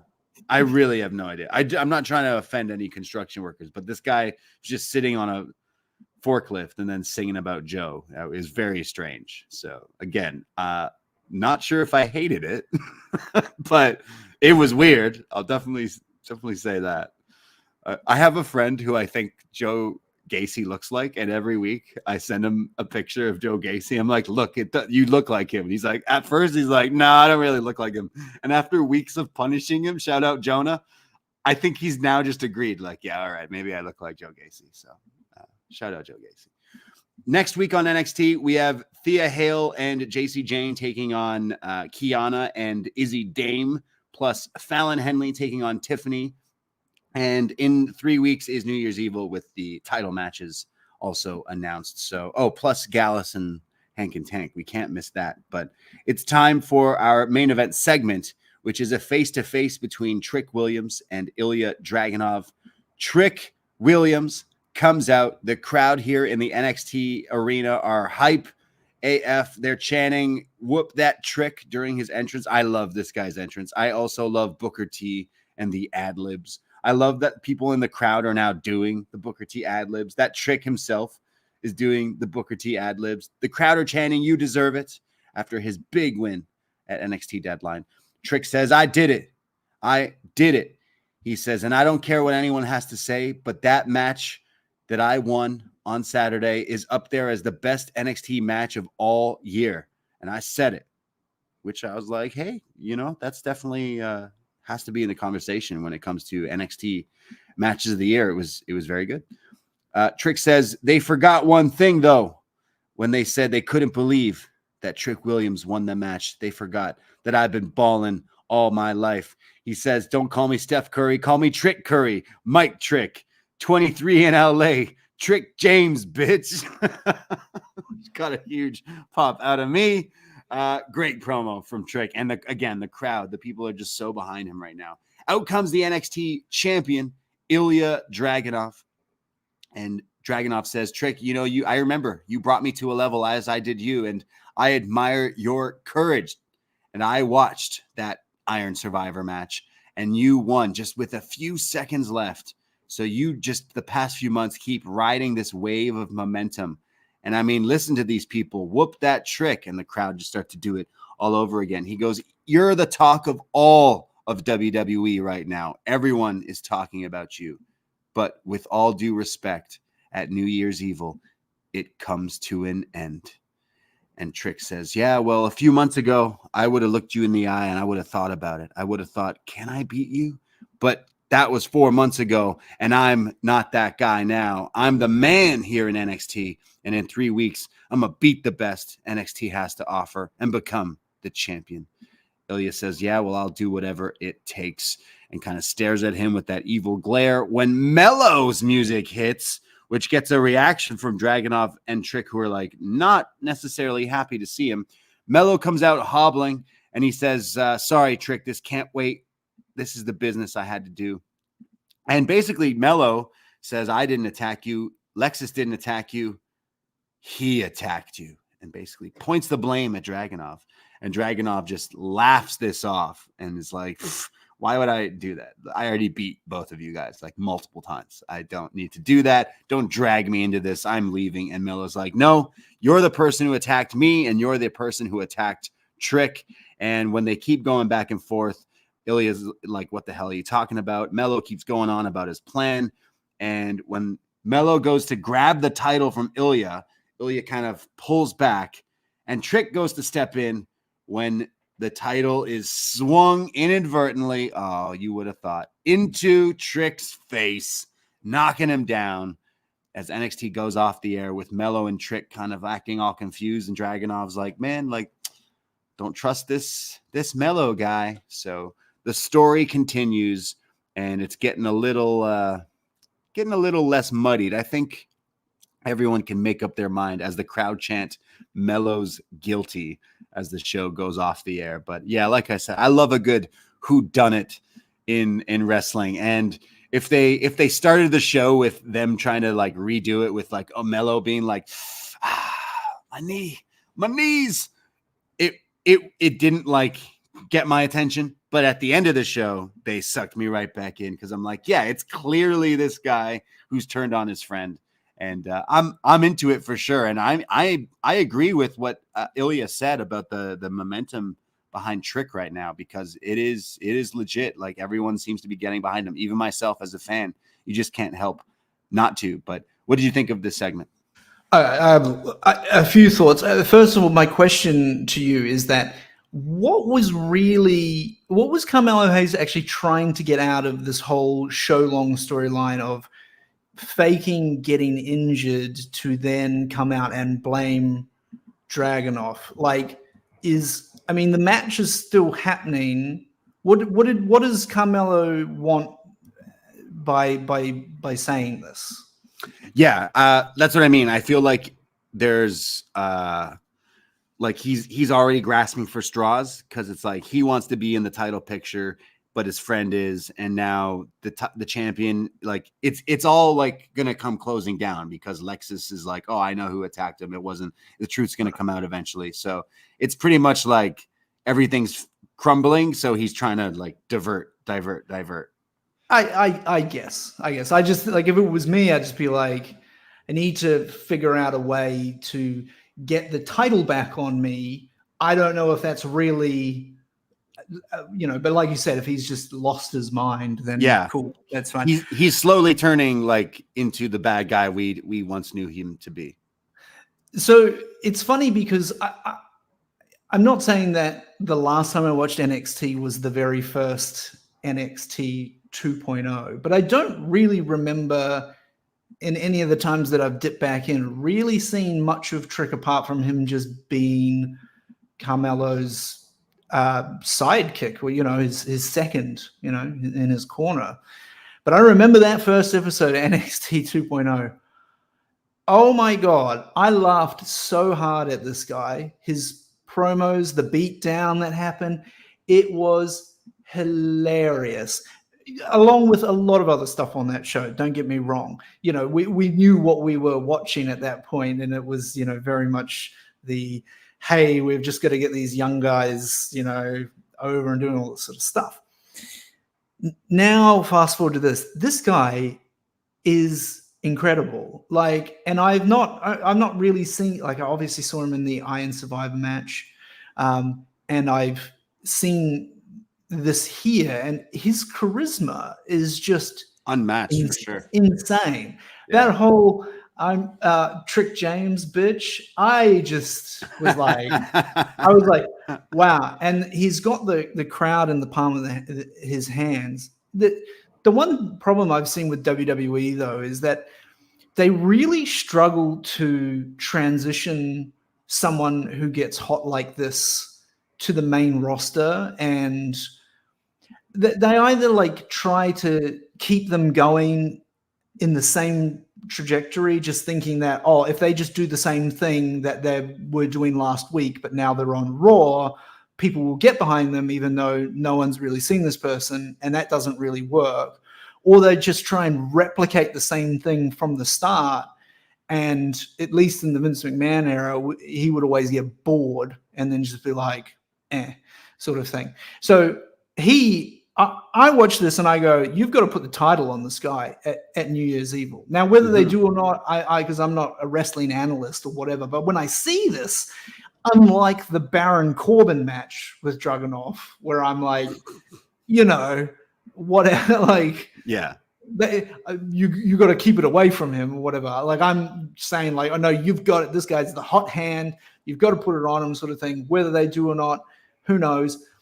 But it's very rare, and we see it a lot in AEW as well. It's very rare when you get to a match like this where you go, it could go either way. I feel like if they don't fuck up this Swerve Strickland thing, the first time that he challenges for the world championship in AEW, it is going to be like a you've got to put it on him kind of thing, as opposed to when MJF fights Jay White. You know what I mean? So I just can't speak high enough of this guy. But that's interesting because like you haven't necessarily watched a lot. Obviously, you listen to upNXT a lot, which everyone should. But you've like noticed in the last you've watched the Deadline match and then you watched him cut this promo and you're like, oh, what the fuck? This guy's not even the same person as he was the last time you saw him on. Yeah, and I hear you guys talking about him, and I just think you're fucking with me. Yeah, because I'm like. Yeah, I'm like, come on, you know, is he the, just right? And then you tune in and you're just like, wow, this is a completely different person. This is like when Dean Ambrose left WWE and turned up in New Japan as John Moxley, and you're just like, wow, look at this. No, it's such a great thing to see when WWE NXT, this developmental, that's what it is, actually work, because like there's so many people coming through. Look at this breakout thing. Everything was about like athlete this, athlete that, like.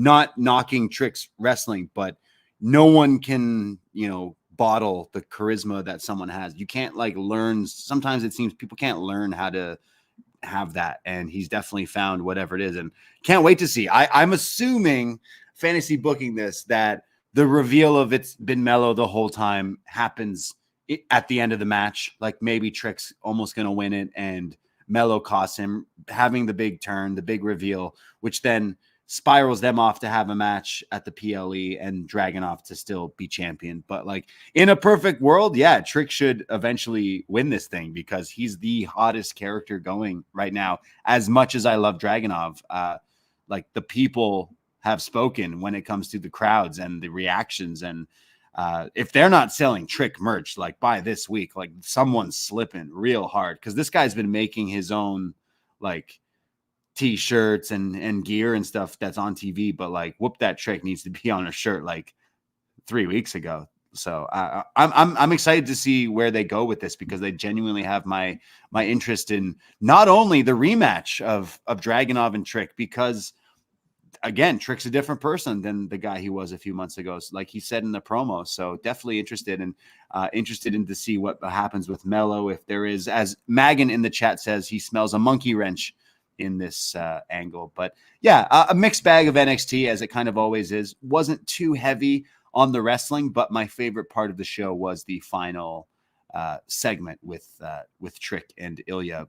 What were your favorite bits? Yeah, I was really high. I just really high on the Dragon Lee and Tyler Bate match, and mainly just watching them, just being like, "Come on, it's the Triple H era. Like, why is Tyler Bate down here? You know, he's the same size as Dragon Lee, who is a SmackDown guy. You know, it's like, what's going on?" And then, yeah, I'm so glad that main event segment happened, and we didn't end the show with the women's tag match, because it definitely was, you know, it's definitely like how you get people to kind of tune in next week. It doesn't matter if there was a bunch of shit during the match, during the show, as long as you leave the show strong and you make sure you keep people there long enough to get to the end, then it's fine. I have a question for you, Braden. An advertisement came up about WWE's events happening at the Wells Fargo Arena during WrestleMania weekend, and assuming that you were going to be there, is Stand and Deliver on the thing? Is it a yes, no, maybe? For you, is it on your itinerary? So is it reliant on Trick actually being wrestling on the show? And if he's not, will you not? You know what? Our friends Siino and Fire Frank were just at Deadline in Connecticut there, and Frank messaging after like, "Oh, I had such a great time. I just wanted to see Dragunov live." I was like, "Man, that's true. I don't think I've seen that dude live." And I've seen a lot of wrestling, but not seen a lot of NXT wrestling live. They're really just tucked away in Florida until they do these PLEs every once in a while. So really, I've been to the NXT arena back in the day, but I haven't been able to watch them live like I used to. I've been to so many takeovers and live events and stuff, but it's been such a while since obviously the whole change in COVID and everything. But I would, because if they're doing the Stand and Deliver during the day, it's like it's all in the little bubble. So like you can be there during the day and still manage to do stuff, where it's not like you have to drive halfway across the town to make it to this show and that show. So doing Philly, I think Davie and I will be going to that one for sure. So let us know if anyone else is making plans that weekend as well. Yeah, put me down as a maybe. I'll see if I'll see what the card looks like as we sort of lean into it. Fair enough. I mean, the Deadline show, I think going into it, it looked a bit hit and miss. So I'd hope that it would be, and it was stronger. Hit and miss, but but it's the WrestleMania weekend show, so I'm hoping it would be a lot stronger. I mean, if you've got, let's say Melo and Hayes and Trick,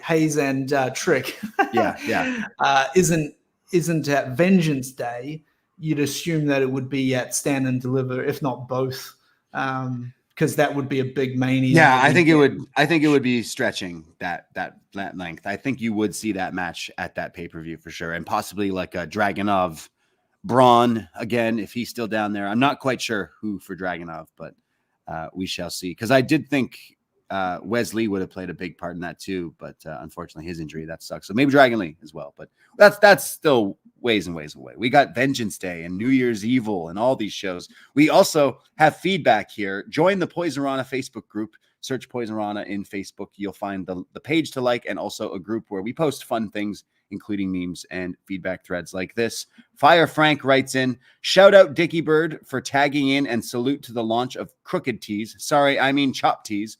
I even put in my first order already. Wow, thank you, Frank. He continues, anyhow, I'm amazed one chair shot took poor Bear Hill out of the breakout. But out of the two matches we got, Femi and Carver looked very impressive. Lee and Bate had a fun match. Melo is somehow looking worse and more guilty every week, while Trick is an absolute star. Oh, yeah, man. Booker T voice. Shout out Tatum for conjuring 2006 stalker Mickey James. Briggs and Jensen still seem to be growing apart. Sad. Dijak's ears looked crazy, and he had match of the night versus the turnbuckle. Real man's man Joe Gacy in the same segment with Regal Jr. was cute. Oh, was he? I didn't even realize that's why he did that. Okay, got you. Wait, was he in? Was Rico? No, it was a different segment. It was a different segment, right? Episode was kind of on one tonight, but I wasn't bored. That's for sure. Till next time, BSK all day. Thank you very much, Frank, for all the kind words, and definitely agree with a lot of the things you said. I can continue on here, Dickie. Just take back. You're a guest, please. We have some great feedback. One of the best feedbacks we've gotten in a long time from Dylan, who writes in, "Mellow a bitch." Yeah, I'm feeling the same way. I'm loving Mello, man. He's said so good at the acting, and I'm loving the storyline. We go to Emmanuel. Manny from Pacoima writes in, "Good day to the Kiwi from Down Under. 1/3 of the award-winning Only Dingoes Punch Kangaroos." Live from his alpaca farm, Mr. Richard the Bird. A pretty okay edition of NXT. The Dragon Lee Universal Challenge kicked off with a solid match that I would definitely like to see again. I'm pulling for Obafemi to win the tournament. And can someone tell Ava she can't be booking Lexus Tiger King in matches? Yeah, Ava posted a photo being like, is this Riff Raff? Lexus King looks like Tiger King and Riff Raff put together. Where's Sean? He continues, I wasn't a fan of the closing segment. It's starting to feel like it's going on a bit too long, and hopefully the payoff is worth it. Question for Mr. Bird. Yes, hello. You will be interviewing The Undertaker for an episode of Only Eagles Live in Philly, where he goes to Australia to review Undertaker versus Dean from the April 26, 2000 edition of SmackDown. Finally, after a really 4-hour show, I got to meet Andrade as he prepares for his CMLL return. Oh, and he's got a picture with Andrade, I guess, from the other day. But he's saying The Undertaker is going to join you on Eagles Don't Hunt Flies. And I don't know. To talk about a match that I am only now realizing, Undertaker versus Dean Ambrose on a random episode of SmackDown is what he's saying? Yeah, book it. Wow, I'll look that up. That's not one that I'm aware of personally. It must have happened. Oh, wait. So because like if we're getting a group of all these podcasters together for WrestleMania, you could do an Eagle Hunts Don't Hunt Fly live potentially. You got to get Bushby in. Well, Bushby's got to come over. I mean, I'm very poor and like I can't make it, but Bushby's got a longer trek than me, so I can't really complain. Oh, Bushby's got a longer trek, does he? Does he? Oh, okay. Oh, yeah, you're in Australia. Never mind. Fuck that. Yeah. We go to Glenn, who says, shout out Dickie Bird and no one else. Thank you, Glenn. We go to Vince, who says, Lexus King gotta go. Lexus King does gotta go, but also I love him. Thank you. Mellow a bitch, Lexus King gotta go. Is this the normal kind of feedback you get? No, I'll end it on the normal kind of feedback we get from Megan, who writes in, Lexus King was a wet blanket in this whodunit. More on that in a second. And entering the Breakout tournament is a good excuse to segue out of it. Dragon Lee, Tyler Bate was the match of the night. Riley Osborne is an odds-on favorite to win the whole thing, in addition to Thea Hale's attention. Those two matches he had with Axiom on Level Up helped. Jury's still out for Nikita Lyons' ceiling. That women's roster has passed her over the 8 months she was gone. Dijak and Thorpe need to blow this feud in a cage match. The closing segment did a good job of casting some doubt over the culprit of Trix's assailant with Mello. Someone messaged me while I was reading that. With Mello's desperation driving him to point the finger at Ilya, Mello did that shit. Let's not kid ourselves. New Year's Evil better hurry up. Yes, I think Mello did it too. I think he's guilty. Yes. Thank you, everyone, for writing in there. Thank you, Megan. Thank you, everyone, for writing in, for everyone tuning in here on the podcast, whether you're listening on the podcast form. Appreciate you here on the Post Wrestling feed, and everyone in the YouTube chat there. I see Martin Bushby, Megan, all the regulars there. And Bushby's talking about dingoes punch kangaroos. That's definitely a shirt design, he says. Yes. Got to write that one in. Thanks, Manny, to that. Was that Manny? That was pretty good. Yes, thank you, Snap.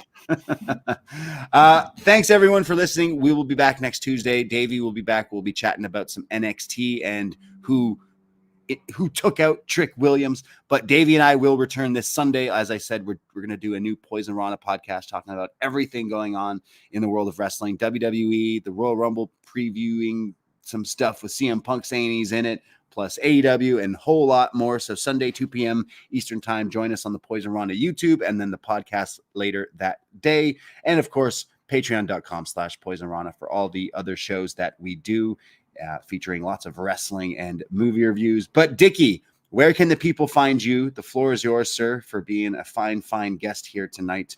or this morning in your time zone. But where can people find you? Well, don't worry about me. I'm kind of boring. It is at Dickie Bird Media on Twitter. But follow the new merchandise venture. Yes. At chopped_tees on Instagram and X, formerly known as Twitter, or facebook.com/chopped_tees, one word. They don't allow underscores. Yeah, help us get them numbers up, baby. Let's go. I mean, look, go follow everyone. Follow it just because we do post some interesting things that I don't think people really know. Like, for example, did you know that every single T-shirt also has a women's fit style that you can select? Look at that. So, it's just things like that we'll be putting out new products. We're not going to be going like super aggressive or annoying people. Putting stuff out there. And so follow along and you might see something that you like. Excellent. Yes. At Poisonrana Pod for everything else that we do. Check out all the stuff. We do lots and lots of stuff, but we can't do it without you fine people. So thank you very much. And we love you. We will be back. Dickie, thank you. I love you, brother. And hopefully I get to see you soon in Philly for WrestleMania weekend. I'm sure we will have one hell of a time. Can't wait for that as well. But thank you, everyone out there. Take care. Goodbye. Be safe. And shout out Lexus King. Oh, I forgot. He calls his fans registered Lex offenders. And that's just like the cherry on top of the whole thing he's got going on there. So take care of yourself. Goodbye and be safe. Mellow a bitch.